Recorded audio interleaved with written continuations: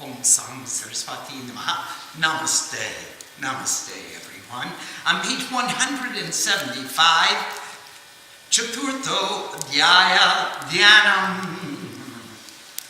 Om Kala Prabham Katakshir. Abhira Kula Boyadam. Mulim Buddhin Durikam. Sankam Chakram Kripabam. Trisikama Bhikari. Rudhanting Trinetram. Singaskanda Tiruram. Tribhuvanam Akilam Tejasapurayanting. Dhyaye Durgam Dhyayakyam Tridasapuritam. Sevitam Siddhikamai. Om Rishi Rovacha. Shakradaya Suragana Niyate Tibirike. Tasmin Duratmani Surari Chadevya. Tam Tushtubu Pranadinam Rasiro Dharamsa. Bhagahipa Hashikulako Kamacha Ruteha. Devyaya Tatamidam Jagadatma Shaktya. Nishesha Devakana Shakti Samuha Murtya. Kama Bikama Akila Deva Maharshi Pujam. Bhaktya Latahasma Vidavatu Shubhani Samaha. Yashaha Prabhavamatulam Bhagavan Nananto. Brahmaharashtana Jibhaktu Balam Balam Sha. Satandika Kila Jagatri Palanaya. Nasaya Tasipapasya Matim Karotu. Yasvi Swayam Supridinam Bhavanesh Palakshmi. Apapnalam Prita Vigam Prita Jeshu Buddhiji. Shraddha Satakala Jana Prabhavasya Laja. Tampam Natahasma Varipalaya Devi Vishwam. Kim Barnayama Taparupa Michintimetat. Kim Chatabir Yamasurachari Kari Puri. Kim Chahaveshu Charitani Tabupalutani. Sarveshu Devyasura Devakanadi Keshu. Hetu Samasta Jagadandri Gunapi Doshagir. Nakaya Se Harira Divirabhya Para. Sarvashraya Kilamidam Jagadam Jabutam. Avyakrita Ki Parama Prakriti Swavadya. Yashya Samasta Suradas Mudri Radena. Pritim Bhagati Sakaleshu Makeshu Devi. Swahasi Hoi Vitriganasya Chatritu Ritur. Ucharya Se Tamatei Bhajane Svadacha. Yamukti Etu Ravichinya Mahavratatum. Avyasya Se Suryatendriya Tattvasare. Moksharti Vibhuni Vishramastas Tadoshir. Vidyasi Zabhagavati Paramati Devi. Samdhatmika Savivalarjami Shantidanam. Uditam Rajapata Patratham Chasamnam. Devi Trahi Bhagavati Bhava Vandaya. Parthacha Sarva Jagatam Paramanti Yantri. Medasi Devi Vidikala Kishna Sastra Saram. Durgasi Durgabhava Sagar Rasanga. Shri Koitabari Hriday Krita Vipasha. Kori Tameva Sasimuli Krita Prishtaha. Ishat Sahasamamalam Pranipurna Chandra. Bimbanu Karikanakot Vikamti Kantam. Adhyadvutam Paritam Vrastapatapi. Vatram Vilokya Sakasa Lahisha Surena. Drishtva Tu Devi Govindan Rupati Karalam. Udyadya Shashamka Chatri Sadri Yanastadyaha. Pranam Momocham Tatati Chitram. Kirti Yatehi Govindankata Darsanena. Devi Prasida Parva Bhavati Bhavaya. Sadhyo Vinasaya Sikho Bhavati Kulani. Dhyatme Tadunoi Vajadastmetam. Nitam Balam Savibalam Akishasturasya. Te Samasha Janamateshu Danani Tesham. Tesham Yasam Sinata Sidati Darbhavakaha.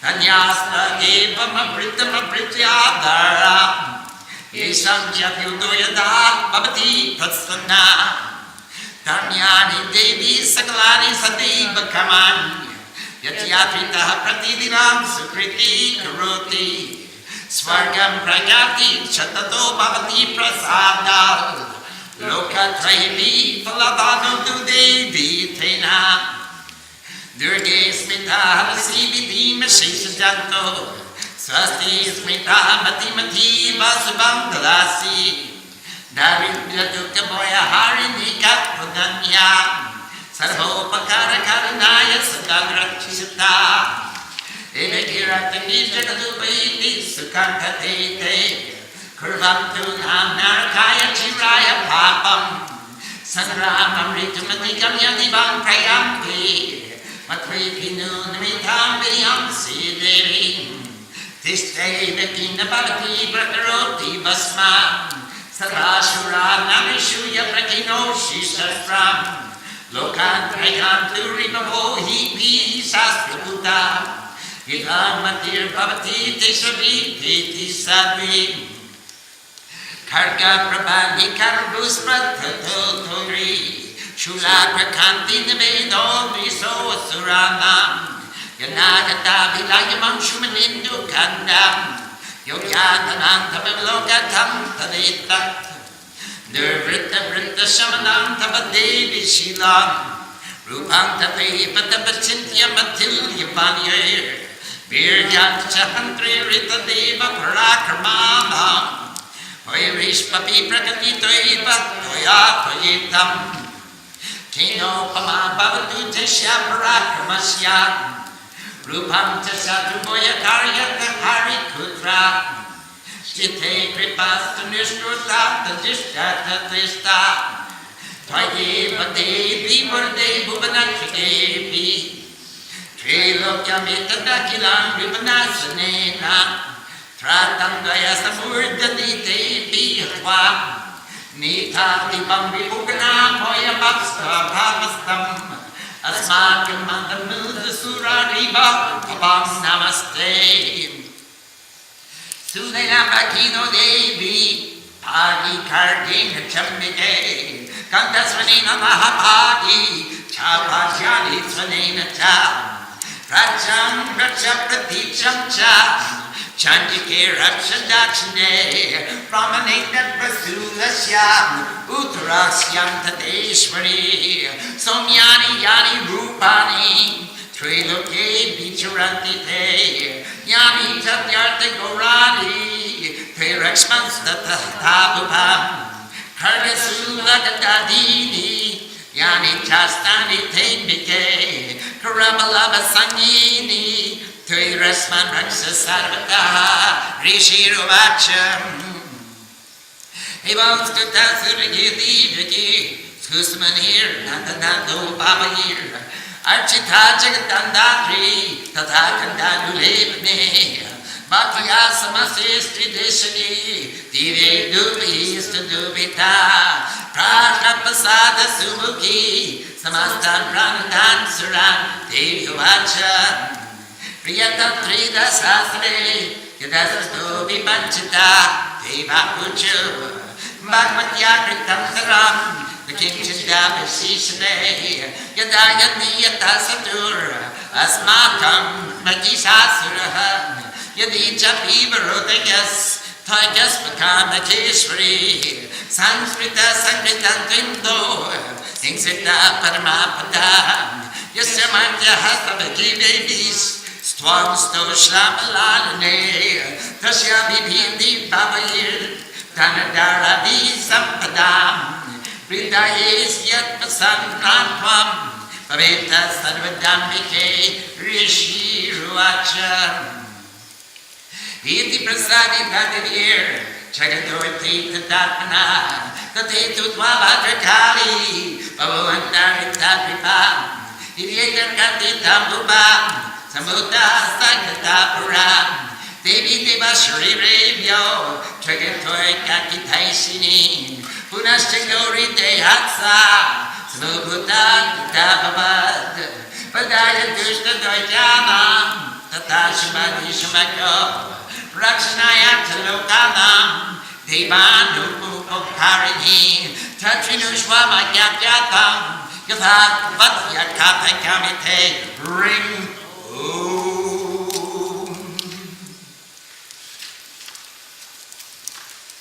Let's return to page 175. Chaturtha Adhyaya, that's chapter 4. We meditate on she who is constantly served by all men desiring the ultimate perfection, who is surrounded on all sides by gods. The goddess who removes difficulties, who is named Joya, victory.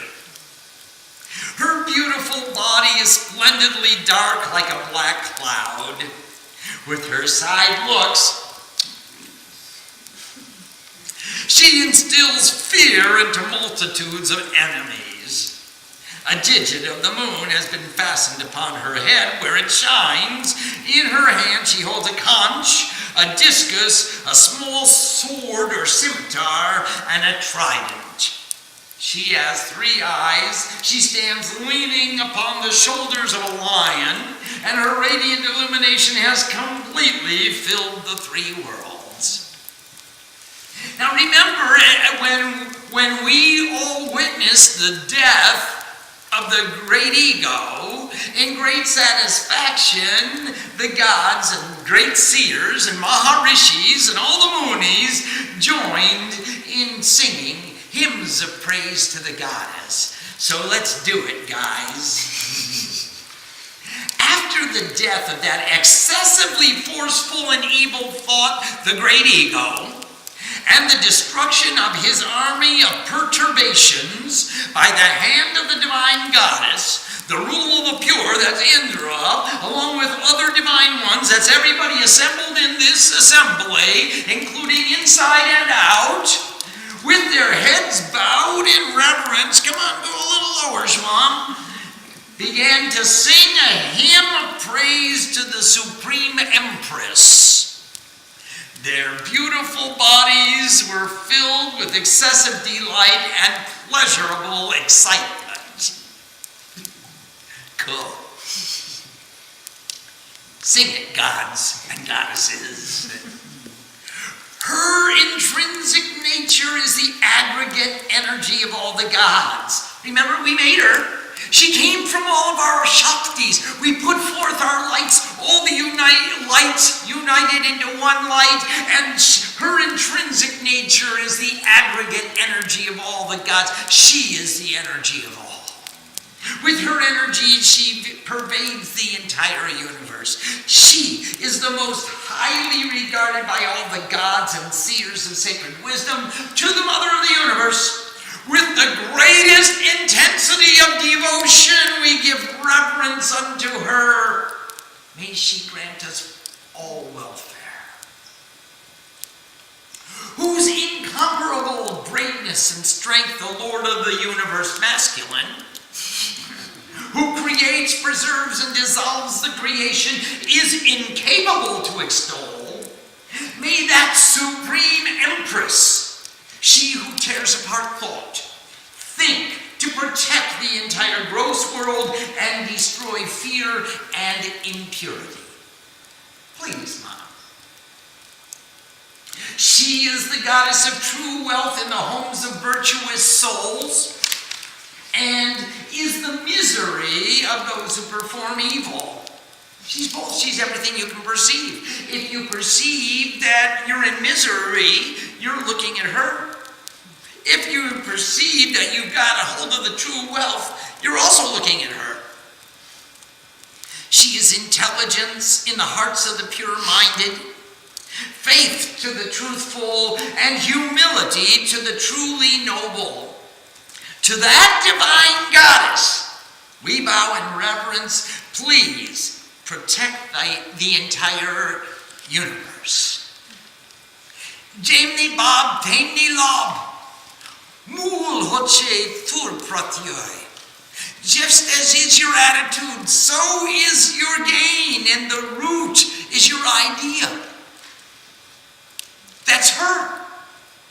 How can we describe your inconceivable form or your uncanny behavior displayed in the battle between all the gods and thoughts? How you valiantly slew the thoughts and other evil ones defies description.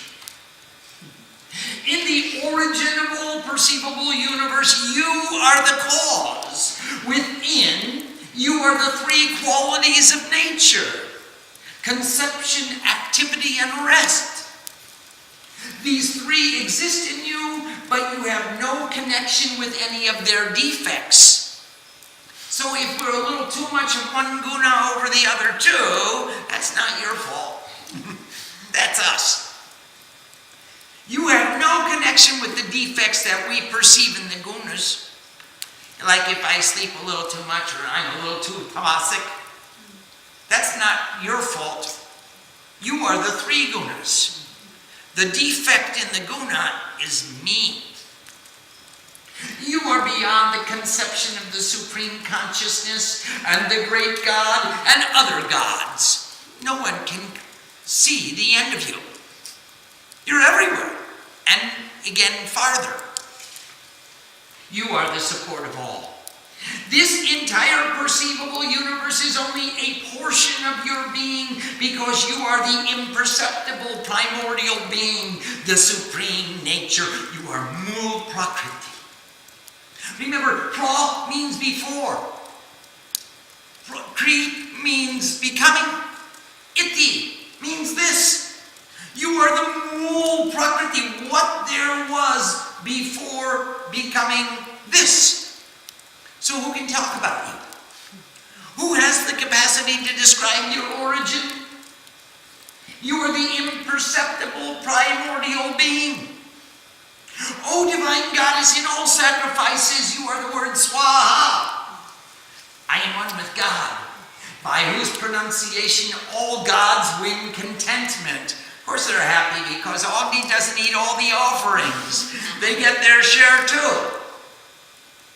Moreover, you are performed by all people as oblations of ancestral praise, Swadha, the cause of satisfaction to the ancestors.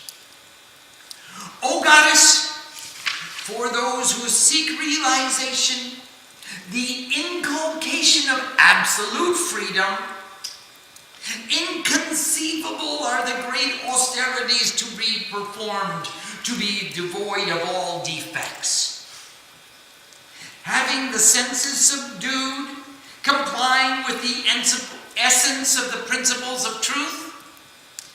Hey, ladies and gentlemen, everything that we are doing is conceivable. You ain't begun. It hasn't even started yet. Inconceivable are the austerities, the great austerities to be performed. We're just doing the conceivable ones right now. Just you wait. O Supreme Empress, the wise who practice, yearning for liberation, that ultimate knowledge of realization is you. You are the intrinsic nature of sound, and exceedingly pure as the Rig Veda, the Yaja Veda, and the Sama Veda, with the special mode of pronunciation of songs in praise of the divine, the Udgit, the song that rises up, the Udgit. You are the foundation. You are the three Vedas and the Supreme Empress. The generation and protection of the universe is the activity that you manifest. You are the destroyer of fear and torment in the entire perceivable universe.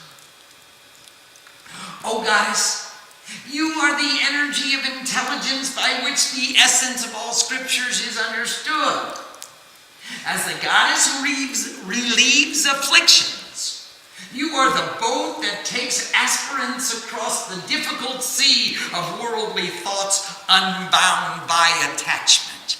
You are the boat. That's the only way we can cross this ocean of attachment, of objects and relationships, is to get in your boat. and you'll paddle us across. You manifest as the goddess of wealth in the heart of consciousness, to do battle with the desires of want, and as the goddess of light to Lord Shiva, Gauri, who wears the moon as a diadem. The smile on your face shines pure like the splendor of the full moon's reflection, or like excellent gold, desirable as beauty enhanced by love. It's not just beautiful, but our love for you makes it more beautiful. Yet still, after seeing that beauty, the great ego struck out in anger. This is a greatly incomprehensible act. How can you understand that the great ego, seeing you, would even dare to raise his weapon? This is a greatly incomprehensible act. O goddess, it is even more incredulous still that the great ego did not quit his life immediately upon seeing your wrathful face, terrible with brows knit, and of reddish hue like the rising moon, for who can maintain his individual self upon seeing the ruler of dissolution? Hey, why didn't he just quit immediately? O goddess, be gracious. When you are pleased as the intrinsic nature of the universal soul, the entire world enjoys welfare and prosperity. And when your anger is known, immediately the entire families of enmity are destroyed, as we have verified the moment that when the great ego with his extensive forces met his demise. Immediately, they're all destroyed. O you who are the granter of all welfare, those with whom you are pleased are certainly respected in their country. They are endowed with welfare, and their acts of wisdom and harmony do not perish. They are blessed by the devotion of their children, wives, and servants. By your grace, O goddess, the meritorious souls perform every day all the actions of spiritual discipline and righteous conduct with the greatest of faith and devotion, and thereby attain to heavenly perception. That's your grace, Mom. Are you not, therefore, the granter of all fruit in the three worlds? You sure are. O reliever of difficulties, remembering you, the fear of all living beings is dispelled. Nobody can be afraid in your presence. Mom is here. Who's going to do anything to me? When remembered by those individuals in the harmony of spiritual growth, you increase their welfare and intelligence. Who is like you, O dispeller of poverty, pain, and fear, whose sympathetic demeanor always extends compassionate assistance to everyone? You're there for everyone. The entire cosmos is pleased by the destruction of this enmity. And even though these ill-advised beings committed sins sufficient to warrant an infinite suffering in hell, nevertheless, let them attain to the realms of heaven by meeting their demise in the battle with me. Thinking thus, O goddess, certainly you destroy all enmity.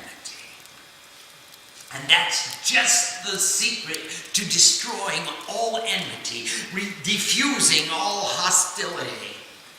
Go to heaven. Immediately. Just go to heaven. I bless you with the highest attainment. Go to heaven, where you won't become a disturbance to anyone else. You will immediately become divine and infused with divine characteristics and qualities and attributes. And that's why we worship the great ego in the cosmic puja. We say, go to heaven. Go Because if you're in heaven, you'll become divine. You'll stop harassing us, gods and goddesses, and allowing us to remember that we're divine. Now, this was a question from last night. Why is it that your one glance does not reduce all thoughts to ashes? Just once. So that being purified by the weapons, these thoughts may be raised to the higher worlds. You are so benevolent that you think for the welfare of even your enemies.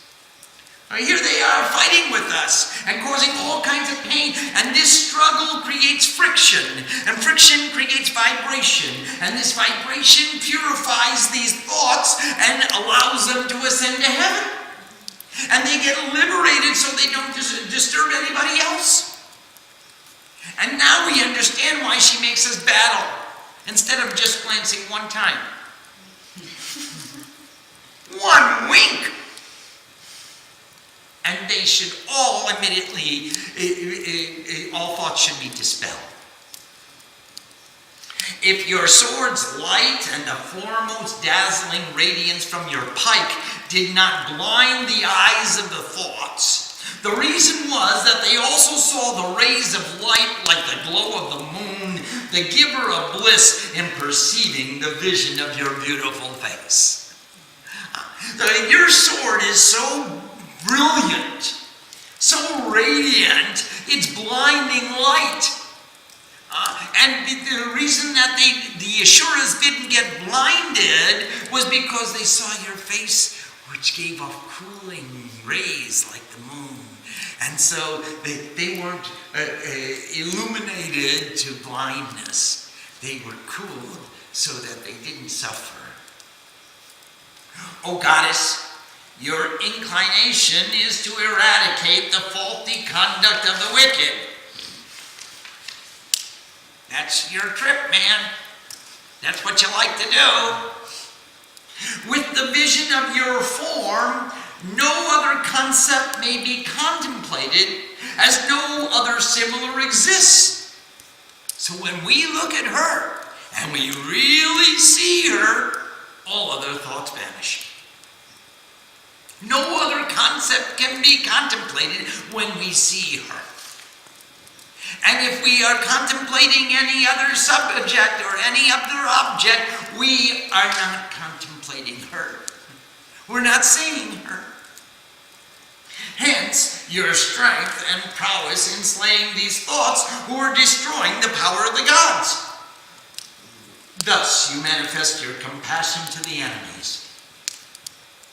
So if we can see her, really see her, and focus on her, no other thought will exist. O goddess, granter of wishes, with what can your valor be compared? You give fear to enemies with your excessive beauty. Where is a form beyond your own?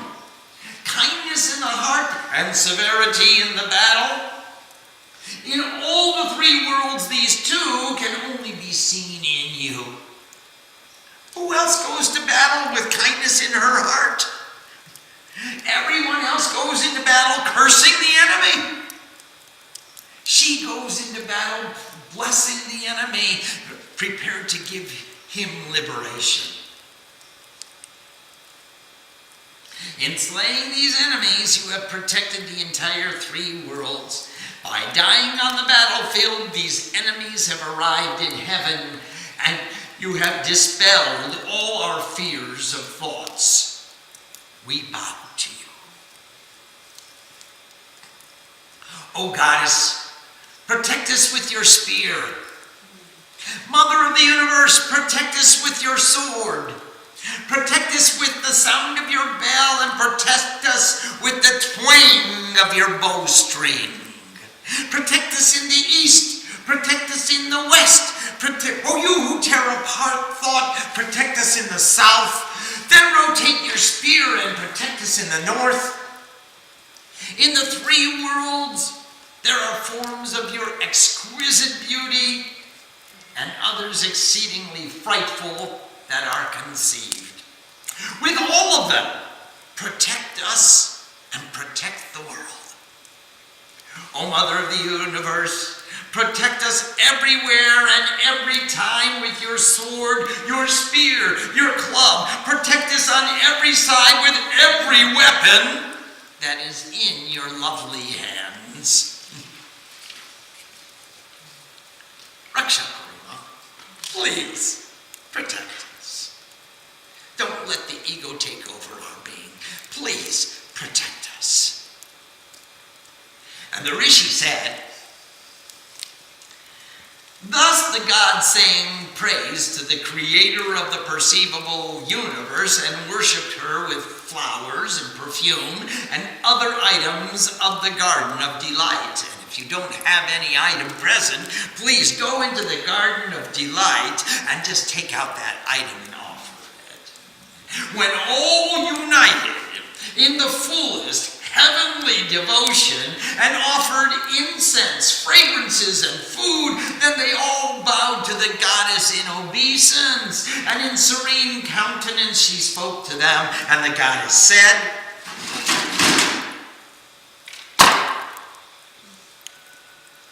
I will grant you the fulfillment of your desire.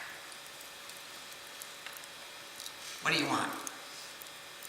And the god said, the Supreme Empress has fulfilled our every desire, and there is nothing that remains undone. I already took away the ego. What else could I want? Our enemy, the great ego, has been slain. O great seer of all, beyond that, you desire to grant us a boon? Samsprita twam no hinsita paramapada. Then, whenever we will remember you, then and there, you will give us intuitive vision and remove our greatest distress. And, O Mother of the universe, remember, whatever humans praise you with these verses, may you increase their knowledge, prosperity, and greatness, as well as their other possessions in life. O Mother, always be pleased with us and grant us welfare and prosperity. So now, we as gods and goddesses, whenever we remember her, she will immediately give us intuitive vision and remove all of our distress. Fill us with joy, fill us with energy, fill us with the greatest illumination. And any human being out there who thinks they're human, if you read these verses, she will increase your knowledge, prosperity, and greatness, and all other possessions in life. Always be pleased with us and grant us welfare and prosperity. Take your choice, ladies and gentlemen. Either you're a god or a goddess, and you get filled with illumination and self-realization. All of your distress is removed. Or you're a human being in which you get increase in knowledge and prosperity, greatness, goodness, all the good things of life. The Rishi said, O king, remember the Rishi, Medasmuni, the intellect of love, is telling this story to the king, good thoughts, and to the businessman, samadhi, pure intuitive vision. O king, when the gods prayed for the welfare of themselves and the world, the excellent one beyond time was pleased and saying, Evamastu, Tatastu, let it be so. And she vanished from sight. Your Highness, I have told you the story how in times of old the goddess who desires the welfare of the three worlds was manifested from the bodies of the gods. We all put forth our light, and there she was. And now, O virtuous soul, in like manner I shall narrate to you of her appearance from the body of the goddess of light, from Gaurideha, the slayer of the vicious thoughts, self-conceit, and self-deprecation, and the giver of the assistance to the gods in order to protect all the worlds. Please listen to this entire episode being narrated by me. Ring Om. And that was the hymn of praise. Chapter 4 is also known as Shakradi Stuti, because it's the hymn by Shakra, or Shakra Adi. Shakra is the name of Indra, and Adi means and others, etc. Indra, etc., sang this hymn of praise to the Divine Mother. And she was pleased, and she gave him a boon, and she said, whenever you remember me, then and there, immediately I will give you intuitive vision. All your problems will dissolve. And any human being who sings these verses, I will give them knowledge, prosperity, good health, greatness, abundance, increase in every dimension of their lives. Take your choice. Are there any questions? Swamiji, question from Srini. Yes, Srini Baba, namaste. In the 36 principles of Tantra, yes, when does the distinction between male and female first arise? It's all Sadashiva, pure consciousness, or it is all Shakti, pure energy. The consciousness is one with the energy. Some look upon it as Shiva, some look upon it as Shakti. When they are unite, they are Ishwar, or Ardhanarishwar. Ardhanar means half male.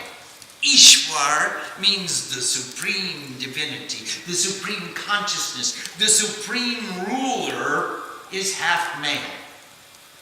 Or it is also known as Ardhanarishwar. Ardhanari Ishwar. The supreme consciousness which is half female. Take your choice. Swamiji, question from Arnav from Bangalore. Namaste, Arnav. How are Buddhi, Ahankar, Chitta and Manas different from each other, and how they relate and interact with each other? Arnav, Buddhi is all objective thought. The nouns and verbs in our thought process. Mon is subjective thought. The world as I think it to be. It's all the adjectives and adverbs of our experience. Chitta is both the total of subjective and objective thought. All the words in our experience. For example, this is a book. That is Buddhi. This is a book, is Buddhi, it's an objective fact. There is no subjective imposition of opinion. It's all a noun and a verb. Now, this is a good book. I think so. But I'm prejudiced. The imposition of my prejudice, the adjective good, is my subjective imposition upon the book, and that adjective is mon. This is a good book. The entire statement is chitta.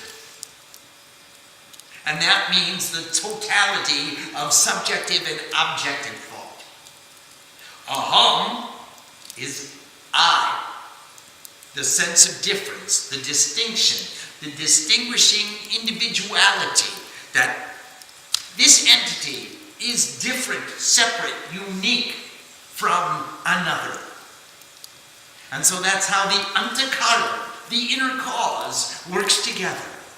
Mon is subjective thought, buddhi, objective thought, chitta, the total sum of objective and subjective thought, and aham, or ahamkar, the sense of I being the perceiver, the knower. I know what's on my mind. And some of you came up with some great answers for the distinction between I and mind.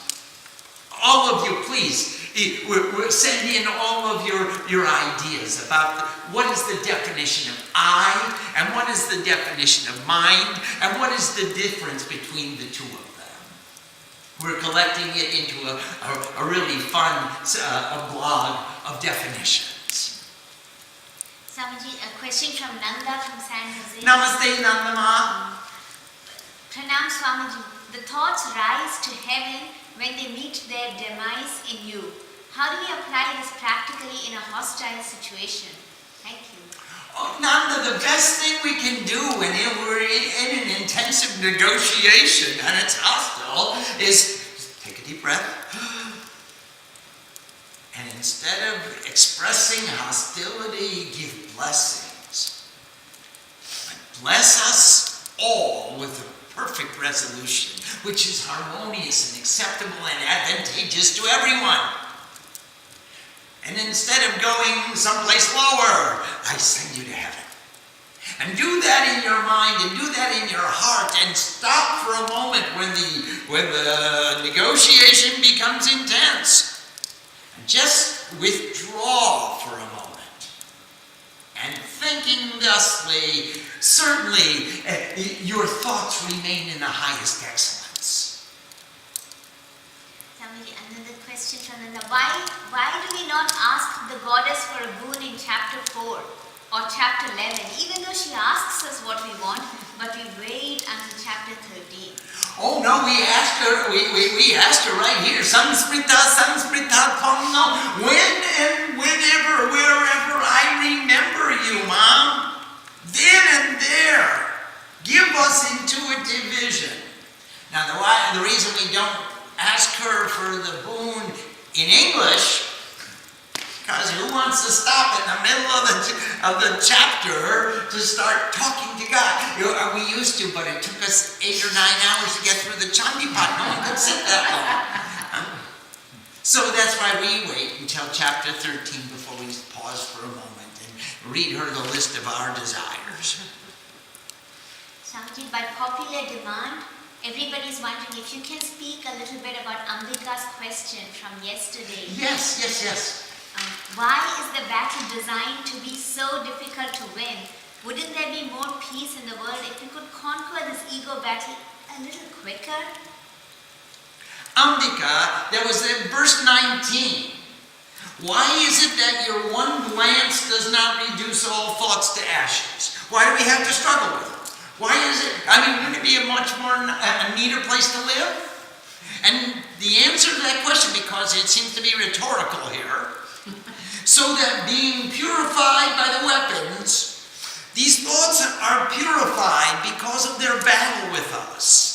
Because when we're fighting with them, we're struggling with them, we're really sincere in our desire to eradicate these thoughts, then they become purified and they become raised to the higher worlds. Because of our sincerity, because of our diligence, because of our fortitude, because of our stick-to-itiveness, these thoughts become purified and their energy dissipates.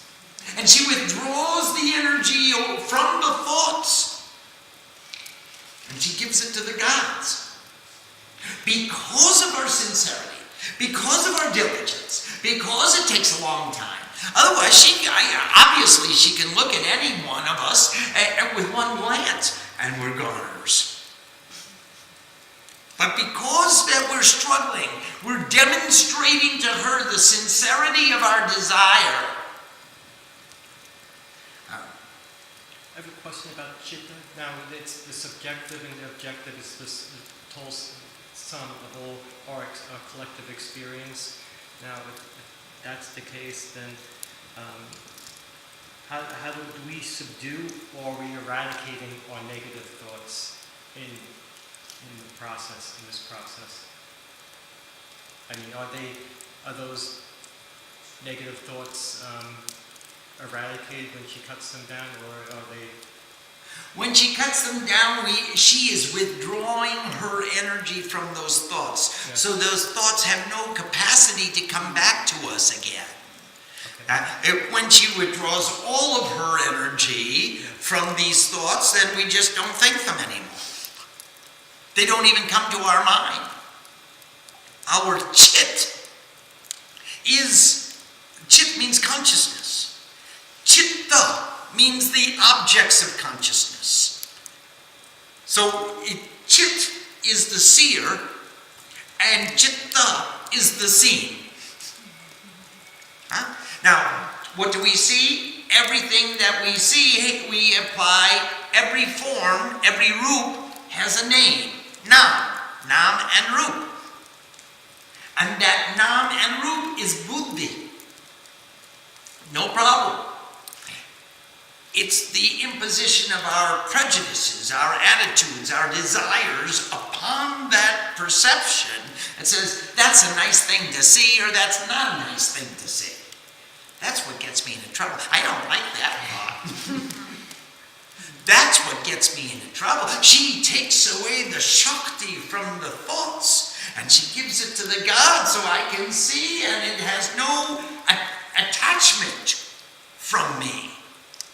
There is no attachment to me and I have no attachment to it, and then it's like the verse in chapter 4 of the Bhagavad Gita which says, even as all the rivers flow into the sea and the ocean never overflows, so too all the thoughts flow through the mind of a Muni, and the Muni never reacts.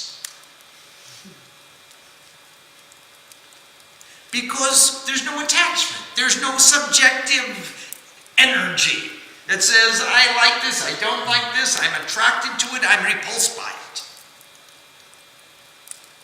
So in this way, she withdraws the energy from the thoughts, and the chitta becomes purified.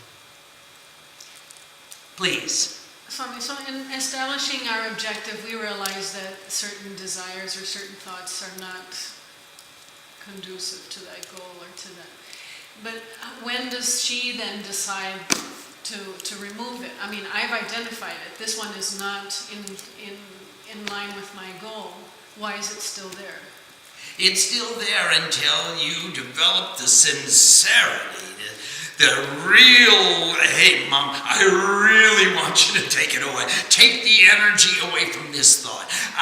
You know what? I want you to take the energy away from this thought so much I'm going to sing the Chandi and I'm going to pay attention to every word of it. Because I don't want to pay attention to that thought. I am sincere. I'm going to look at you and I'm not going to think of anything else. I'm only going to see you. And I'm going to pay attention to you. I love you so much that I can't think of anything else. That's when she takes it away. And as long as, oh yeah, Ma, I'd really like you to take it away, but I'm going to the disco tonight. And you know, while I'm there, if you could remind me of the mantra, it would be really cool. I'll have a wonderful time at the party. Doesn't work. I really like you to take that thought away, but it's only one on my list. And I've got a pretty formidable list of things that I'd like you to do at the same time. So while I'm asking you to take that thought away, maybe you could satisfy that desire a little bit too. And you can do this one, and you do this one. That won't work. When you want it so bad, so badly that you were like the disciple who's got his head under the water, gasping for air, and the guru raised him up and said, how did you feel? He said, I thought I was going to die. And the guru said, when you feel like that for God, then you're entitled to have the darshan. So long as it's just a casual, Mom, hey, it would really be cool if you took this thought away.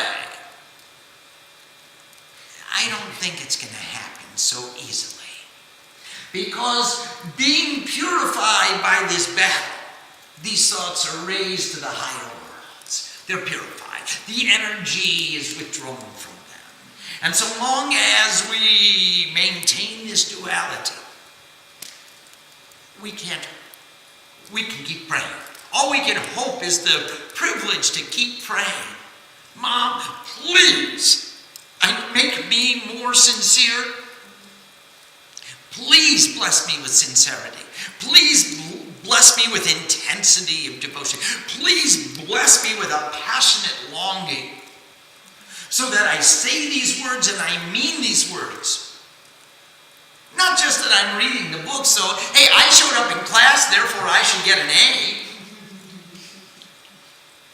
Not so easy. Swamiji, question from Janitri from Virginia. Namaste, Janitri Ma. What exactly does increase in prosperity mean? Oh, whatever you consider prosperity. And let's see what the term they used.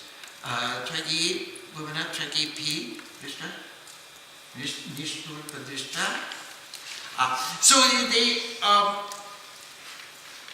well, that was the wrong verse that I was reading. There it is, prosperity. Okay.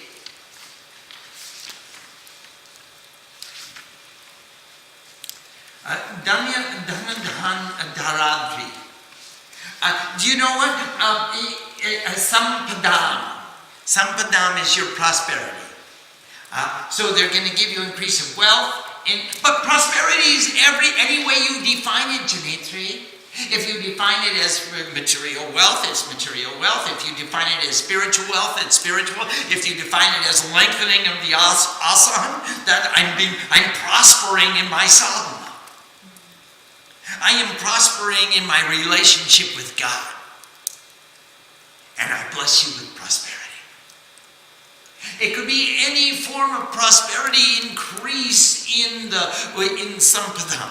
Any form of prosperity that you choose to focus your attention upon. Swamiji, question from Nilima from New Delhi. Namaste, Nilima. Namaste, Sanjay. Namaste, Swamiji. In verse 33, the gods say that all their desires have been fulfilled. Were they not affected by Shumb and Nushum, who had to be slain later? Yes, they come back, these asuras. They are. But in this chapter, in this story, the great ego has been slain. And when we win that victory, wow, there's just nothing left. Now in the next chapter, we're going to see what happens. Again, they come to the mother and say, Mom, oops, we fell down again.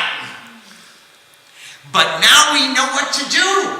Sansmrita, tvam no. As soon as we remember you, then and there, you're going to give us intuitive vision and remove all of our problems. Nilima, just remember that. Whenever, wherever, at any time, we remember, then and there, she will give us intuitive vision and remove our problems. Om Sam Saraswati Namaha. Namaste.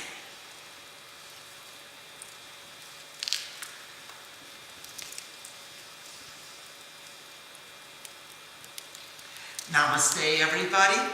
We almost ran out of videotape, but did you have any question? There's a follow-up question from Devi. Sure. About what we have been discussing regarding verse 19. Yes. Devi is saying, could it also be that if she does it for us, Yes. then we'll not realize who we are.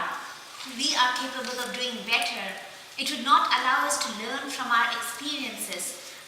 She would rather be strong and confident and learn to battle and not be afraid, or be at peace and not be attached.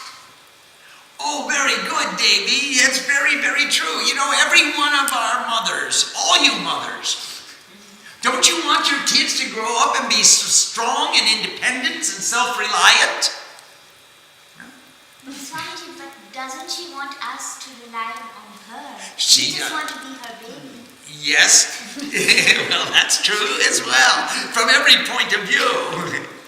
It's true, we could become, we just want to be the children of God and let Mom take care of everything, but sometimes I want to be a good boy and I don't want to burden Mom with the taking care of me. So I try to see, how can I help take care of Mom's other kids? How could I help her out a little bit? So, maybe I could wash a dish that's in the sink or something like that. I could find something to do to help out my mom. And in this way, she's teaching us self-reliance, and she's teaching us how to be independent, and how to love her completely and fully. Namaste. Thank you very much, everybody. Tomorrow night, we're going to see what happens when self-conceit and self-deprecation come and kick us out of heaven again. Ouch. This is really a lot of fun. Thank you all so much for joining us. Namaste.